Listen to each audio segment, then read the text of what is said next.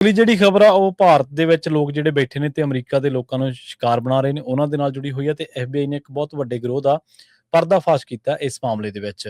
FBI ਦੀ ਇੱਕ ਜਾਂਚ ਆ ਜਿਹੜੀ ਕਿ ਬੋਸਟਨ ਦੀ FBI ਜਿਹੜੀ ਬ੍ਰਾਂਚ ਆ ਉਹਨਾਂ ਨੇ ਕੀਤੀ ਆ। ਇਹਨਾਂ ਨੇ ਜਾਂਚ ਕੀਤੀ ਆ ਵੀ ਭਾਰਤ ਦੇ ਵਿੱਚ ਬੈਠੇ ਕੁਝ ਲੋਕ ਜਿਹੜੇ ਸੀਗੇ ਉਹ ਇੱਕ ਕਾਲ ਸੈਂਟਰ ਚਲਾ ਰਹੇ ਸੀਗੇ ਤੇ ਉਹ ਜਾਣਬੁੱਝ ਕੇ ਇੱਕ ਵਾਇਰਸ ਚੇਤਾਵਨੀ ਭੇਜਦੇ ਸੀਗੇ ਅਮਰੀਕੀਆਂ ਦੇ ਕੰਪਿਊਟਰਾਂ ਦੇ ਉੱਤੇ ਤੇ ਬਾਅਦ ਦੇ ਵਿੱਚ ਉਹਨਾਂ ਨੂੰ ਦੱਸਿਆ ਜਾਂਦਾ ਸੀਗਾ ਕਿ ਉਹਨਾਂ ਦਾ ਕੰਪਿਊਟਰ ਹੈਕ ਹੋ ਗਿਆ ਤੇ ਫਿਰ ਉਹਨਾਂ ਨੂੰ ਕਿਹਾ ਜਾਂਦਾ ਸੀਗਾ ਵੀ ਤੁਸੀਂ ਇਸ ਨੰਬਰ ਤੇ ਕਾਲ ਕਰੋ। ਜਦੋਂ ਕਾਲ ਸੈਂਟਰ ਏਜੰਟ ਆਪਣੇ ਆਪ ਨੂੰ ਟੈਕ ਸਪੋਰਟ ਕਰਮਚਾਰੀ ਦੱਸਦਾ ਸੀਗਾ ਤੇ ਸੈਂਕੜਿਆਂ ਜਾਂ ਫਿਰ ਹਜ਼ਾਰਾਂ ਡਾਲਰ ਇਹ ਵਸੂਲ ਕਰਦੇ ਸੀਗੇ। ਪਹਿਲੀ ਗੱਲ ਤਾਂ ਉਹ ਸਰਵਿਸ ਦੇ ਲਈ ਵਸੂਲ ਕਰ ਰਹੇ ਸੀ ਜਿਹੜੀ ਕੋਈ ਕਿਸੇ ਨੂੰ ਤੰਗੀ ਆਈ ਹੋਈ ਨਹੀਂ। ਦੂਜੀ ਗੱਲ ਇਹ ਹੈ ਕਿ ਇਕੱਲਾ ਇੱਥੋਂ ਤੱਕ ਨਹੀਂ ਸੀ ਰਹਿੰਦੇ।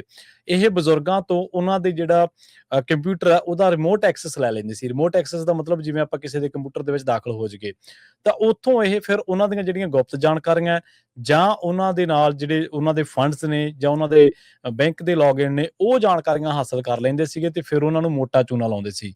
ਕਈ ਜਿਹੜੇ ਅਮਰੀਕਾ ਦੇ ਬਜ਼ੁਰਗ ਆ ਉਹਨਾਂ ਦੀ ਸਾਰੀ ਉਮਰ ਦੀ ਪੂੰਜੀ ਉਹਨਾਂ ਨੇ ਸ਼ਿਫਟਾਂ ਲਾ ਕੇ ਉਹਨਾਂ ਨੇ ਇੱਕ ਵੱਖ-ਵੱਖ ਤਰ੍ਹਾਂ ਦੇ ਕਾਰੋਬਾਰ ਕਰਕੇ ਜਿਹੜੀ ਜੋੜੀ ਸੀ ਇਹਨਾਂ ਨੇ ਉਹ ਸਾਰੀ ਲੁੱਟ ਲਈ ਹੈ ਤੇ ਇਸ ਮਾਮਲੇ ਦੇ ਵਿੱਚ ਦੱਸਿਆ ਜਾਂਦਾ ਖੁਲਾਸਾ ਇਹ ਹੋਇਆ ਕਿ 48 ਮਿਲੀਅਨ ਡਾਲਰ ਦੀ ਠੱਗੀ ਮਾਰੀ ਹੈ ਤੇ ਇਹਦੇ ਵਿੱਚ 2 ਅਮਰੀਕਾ ਦੇ ਬੰਦੇ ਵੀ ਸ਼ਾਮਲ ਨੇ ਜਿਹੜੇ ਕਿ ਦੱਸਦੇ ਸੀਗੇ ਕਿ ਤੁਸੀਂ ਫਲਾਂ ਟੈਕ ਵਾਲੀ ਕੰਪਨੀ ਨੂੰ ਕਾਲ ਕਰੋ। ਆਪ ਹੀ ਉਹ ਕਾਲ ਆਪਦੇ ਕੋਲੇ ਕਰਾ ਲੈਂਦੇ ਸੀ। ਬਾਅਦ ਦੇ ਵਿੱਚ ਉਹੀ ਕਾਲ ਭਾਰਤ ਦੇ ਵਿੱਚ ਟ੍ਰਾਂਸਫਰ ਕਰ ਦਿੰਦੇ ਸੀ। ਭਾਰਤ ਦੇ ਵਿੱਚੋਂ ਟ੍ਰਾਂਸਫਰ ਕਰਕੇ ਬੈਂਕ ਇਹਨਾਂ ਦਾ ਕੰਪਿਊਟਰ ਦਾ ਲੌਗਇਨ ਲੈ ਲਿਆ ਜਾਂਦਾ ਸੀ ਤੇ ਬਾਅਦ ਦੇ ਵਿੱਚ ਸਾਰਾ ਕੁਝ ਕਰ ਦਿੱਤਾ ਜਾਂਦਾ ਸੀਗਾ।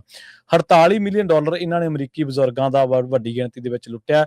ਸਾਹਿਲ ਨਾਰੰਗ, ਚਿਰਾਗ ਸਚਦੇਵਾ, ਅਬਰਾਰ ਅੰਜਮ ਤੇ ਮਨੀਸ਼ ਕੁਮਾਰ ਤੇ ਜਗਮੀਤ ਸਿੰਘ ਵਿਰਕ ਉਹ ਇਸ ਮਾਮਲੇ ਦੇ ਵਿੱਚ ਸ਼ਾਮਲ ਸੀਗੇ ਤੇ ਹੁਣ ਇਸ ਜਦੋਂ FBI ਨੇ ਹੋਰ ਜਾਂਚ ਕੀਤੀ ਐਡਮ ਯੋਂਗ ਤੇ ਹੈਰਿਸਨ ਗੈਵਿਸਟ ਜਿਹੜੇ ਨੇ ਉਹ ਅਮਰੀਕੀ ਨਹੀਂ ਉਹਨਾਂ ਨੂੰ ਵੀ ਇਸ ਜਾਂਚ ਦੇ ਵਿੱਚ ਸ਼ਾਮਲ ਕੀਤਾ ਗਿਆ ਤੇ ਉਹਨਾਂ ਤੇ ਦੋਸ਼ ਇਹ ਲਾਇਆ ਗਿਆ ਕਿ ਉਹਨਾਂ ਨੇ ਜਦੋਂ ਉਹਨਾਂ ਨੂੰ ਇਸ ਧੋਖਾਧੜੀ ਦਾ ਪਤਾ ਸੀਗਾ ਬਾਵਜੂਦ ਇਸ ਦੇ ਉਹਨਾਂ ਨੂੰ ਅਮਰੀਕੀ ਏਜੰਸੀਆਂ ਨੂੰ ਇਸ ਬਾਰੇ ਸੂਚਿਤ ਕੀਤਾ ਜਾਵੇ।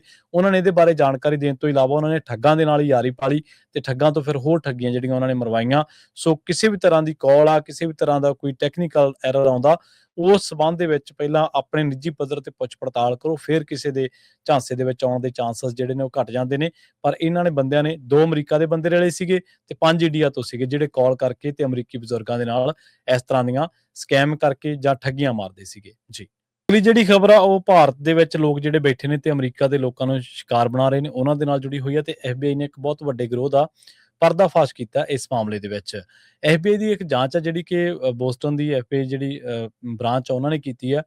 ਇਹਨਾਂ ਨੇ ਜਾਂਚ ਕੀਤੀ ਆ ਵੀ ਭਾਰਤ ਦੇ ਵਿੱਚ ਬੈਠੇ ਕੁਝ ਲੋਕ ਜਿਹੜੇ ਸੀਗੇ ਉਹ ਇੱਕ ਕਾਲ ਸੈਂਟਰ ਚਲਾ ਰਹੇ ਸੀਗੇ ਤੇ ਉਹ ਜਾਣਬੁੱਝ ਕੇ ਇੱਕ ਵਾਇਰਸ ਚੇਤਾਵਨੀ ਭੇਜਦੇ ਸੀਗੇ ਅਮਰੀਕੀਆਂ ਦੇ ਕੰਪਿਊਟਰਾਂ ਦੇ ਉੱਤੇ ਤੇ ਬਾਅਦ ਦੇ ਵਿੱਚ ਉਹਨਾਂ ਨੂੰ ਦੱਸਿਆ ਜਾਂਦਾ ਸੀਗਾ ਕਿ ਉਹਨਾਂ ਦਾ ਕੰਪਿਊਟਰ ਹੈਕ ਹੋ ਗਿਆ ਤੇ ਫਿਰ ਉਹਨਾਂ ਨੂੰ ਕਿਹਾ ਜਾਂਦਾ ਸੀਗਾ ਵੀ ਤੁਸੀਂ ਇਸ ਨੰਬਰ ਤੇ ਕਾਲ ਕਰੋ। ਜਦੋਂ ਕਾਲ ਸੈਂਟਰ ਏਜੰਟ ਆਪਣੇ ਆਪ ਨੂੰ ਟੈਕ ਸਪੋਰਟ ਕਰਮਚਾਰੀ ਦੱਸਦਾ ਸੀਗਾ ਤੇ ਸੈਂਕੜਿਆਂ ਜਾਂ ਫਿਰ ਹਜ਼ਾਰਾਂ ਡਾਲਰ ਇਹ ਵਸੂਲ ਕਰਦੇ ਸੀਗੇ। ਪਹਿਲੀ ਗੱਲ ਤਾਂ ਉਹ ਸਰਵਿਸ ਦੇ ਲਈ ਵਸੂਲ ਕਰ ਰਹੇ ਸੀ ਜਿਹੜੀ ਕੋਈ ਕਿਸੇ ਨੂੰ ਤੰਗੀ ਆਈ ਹੋਈ ਨਹੀਂ। ਦੂਜੀ ਗੱਲ ਇਹ ਹੈ ਕਿ ਇਕੱਲਾ ਇੱਥੋਂ ਤੱਕ ਨਹੀਂ ਸੀ ਰਹਿੰਦੇ। ਇਹ ਬਜ਼ੁਰਗਾਂ ਤੋਂ ਉਹਨਾਂ ਦੇ ਜਿਹੜਾ ਕੰਪਿਊਟਰ ਆ ਉਹਦਾ ਰਿਮੋਟ ਐਕਸੈਸ ਲੈ ਲੈਂਦੇ ਸੀ। ਰਿਮੋਟ ਐਕਸੈਸ ਦਾ ਮਤਲਬ ਜਿਵੇਂ ਆਪਾਂ ਕਿਸੇ ਦੇ ਕੰਪਿਊਟਰ ਦੇ ਵਿੱਚ ਦਾਖਲ ਹੋ ਜਾਈਏ ਤਾਂ ਉੱਥੋਂ ਇਹ ਫਿਰ ਉਹਨਾਂ ਦੀਆਂ ਜਿਹੜੀਆਂ ਗੁਪਤ ਜਾਣਕਾਰੀਆਂ ਜਾਂ ਉਹਨਾਂ ਦੇ ਨਾਲ ਜਿਹੜੇ ਉਹਨਾਂ ਦੇ ਫੰਡਸ ਨੇ ਜਾਂ ਉਹਨਾਂ ਦੇ ਬੈਂਕ ਦੇ ਲੌਗਇਨ ਨੇ ਉਹ ਜਾਣਕਾਰੀਆਂ ਹਾਸਲ ਕਰ ਲੈਂਦੇ ਸੀਗੇ ਤੇ ਫਿਰ ਉਹਨਾਂ ਨੂੰ ਮੋਟਾ ਚੂਨਾ ਲਾਉਂਦੇ ਸੀ।